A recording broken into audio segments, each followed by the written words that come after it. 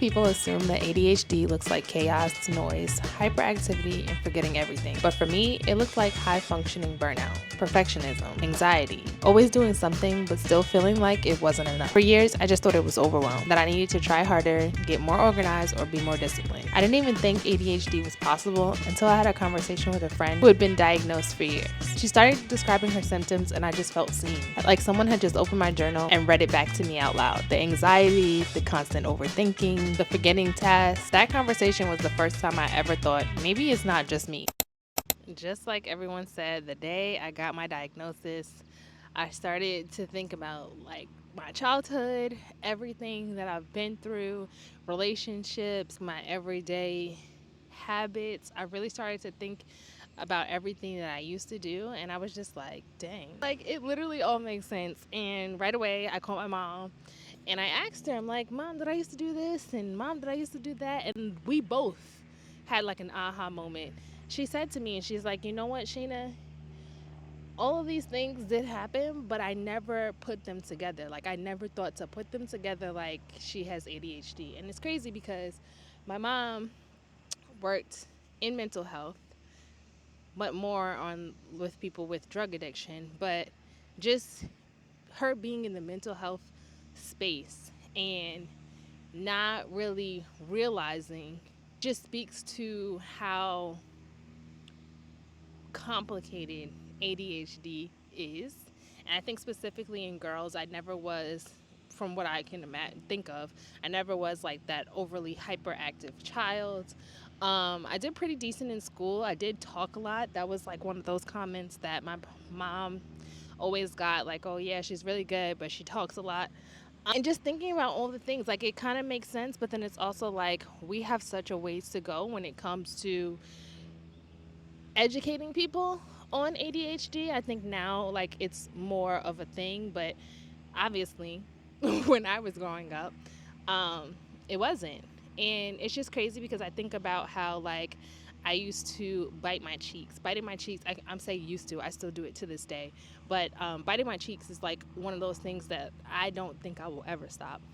But little did I know it was a form of stimming. I also used to bite my nails down to like the nubs, literally really bad till I bled. And again, another form of stimming. I could not keep a job to save my life in my like high school years. If I mastered the job, it was no longer a challenge for me.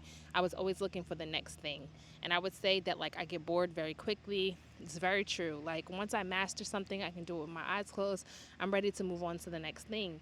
And I'm just looking back on like my childhood, my college years, all the things, and I'm like, wow, like if only I knew that I had ADHD. Friendships probably would have been better to manage, social interactions, all the things, honestly. But now life is more of like, now I feel like I'm looking at my own life through like a different lens. So it's like trying to relearn or learn for the first time who I am, the things I like, the things that I don't like, what navigating this space of ADHD looks like for me. Add on top of that, life, motherhood, marriage.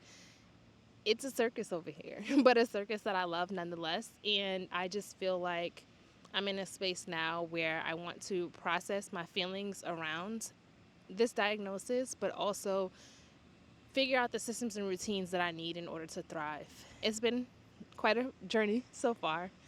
Pilates has been that thing that keeps me grounded. I know a lot of people say that about their workouts, yoga practices, all the things, but I truly believe the principles and practices of Pilates is one of the tools that I'm using currently that is helping me manage my symptoms of ADHD. We have to get this day started. I've got my morning movement in, and it's time to get ready to get my day started and get some food in my system. So I'll meet you back at the house to get dressed. Getting diagnosed was both a relief and heartbreak. A relief because it finally made sense. Heartbreak because I started thinking about all the years I spent blaming myself. All the jobs I quit because I got bored. The planners that I never finished. The routines I couldn't stick to. The days I just shut down because my brain was moving too fast and I couldn't keep up. I started grieving that girl that I thought I was. The version of me I never got to be because no one saw it sooner. Not even me. I tried medication for 2 months. And while it helped in some ways, I didn't really feel like myself. It actually added on more confusion, so I made the choice to stop. I am not anti-medication, but I knew that I wanted to try and manage things naturally first, and with structure that wasn't so rigid. I wanted to give myself more grace and approach this with less shame. Being a mom with ADHD is something that I'm still learning how to talk about. It's hard when you're supposed to be that one enforcing structure, but you need help remembering it yourself. It's hard when you're overstimulated by the noise and your house is never quiet. It's hard when you want to show up for your kids, for your husband, your job, your dreams, but your brain is playing tug of war with your focus and your energy. Some days I win and some days I don't, but I've stopped pretending that it isn't hard because there's no reward in that. You're not broken, you're just trying to figure it out. So this is me making space for myself and for you. For every woman who has gotten diagnosed late and is still grieving, still adjusting, and still showing up. So if you're here newly diagnosed, overwhelmed, or unsure, I want to encourage you to stop hiding behind the version of you that was just surviving. You don't have to hold on to her anymore. You're allowed to grieve her, to feel everything, and to let her rest. And when you're ready, step into the next season of self-discovery with curiosity. You don't have to have it figured out, you just have to be open. What if, in the process of understanding yourself, you actually end up falling in love with the version of you that was always there, just waiting to be seen?